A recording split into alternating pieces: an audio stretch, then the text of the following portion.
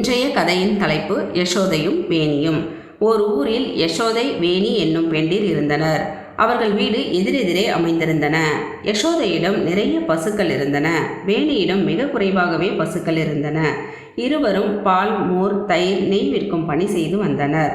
யசோதை ஊதாரித்தனமாக செலவு செய்பவள். ஆனால் வேணி சிக்கனமானவள். ஒரு நாள் யசோதை வீட்டிற்கு விருந்தினர் ஏராளமாக வந்துவிட்டனர். அவர்களுக்கு விருந்து வைக்க பலகாரங்கள் செய்வதற்கு போதுமான நெய் அவளிடம் இல்லை. ஆகையால் எதிர் வீட்டுக்காரி வேணியிடம் சென்று ஒரு படி நெய் கடனாக பெற்று வந்தாள்.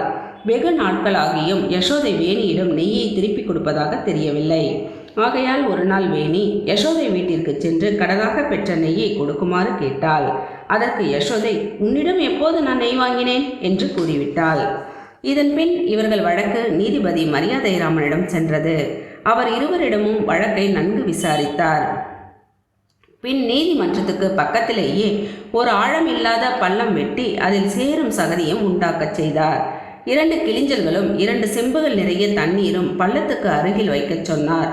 இருவரையும் சேற்றில் இறங்கி நடந்து வந்து பின் செம்பில் உள்ள தண்ணீரால் கால் கழுவி வருமாறு கூறினார். முதலில் யசோதை சேற்றில் வேகமாக நடந்து வந்து பின் செம்பில் உள்ள தண்ணீரால் காலை கழுவினாள். சேறு சரியாக போகவில்லை. காலில் அப்படியே இருந்தது. அடுத்து வேணி சேற்றில் இறங்கி நடந்தாள். பின் கிளிஞ்சலால் காலில் உள்ள சேற்றை சுத்தப்படுத்திய பின் செம்பில் உள்ள தண்ணீரால் கால்களை சுத்தமாக கழுவி கொண்டு வந்தாள். செம்பிலும் சிறிது தண்ணீர் மிச்சமாக இருந்தது. அடுத்து மரியாதைராமன் யசோதையை அழைத்து, உன் வழக்கு என்ன என்று கேட்டார். நான் நிறைய பசுக்கள் வைத்திருக்கின்றேன்.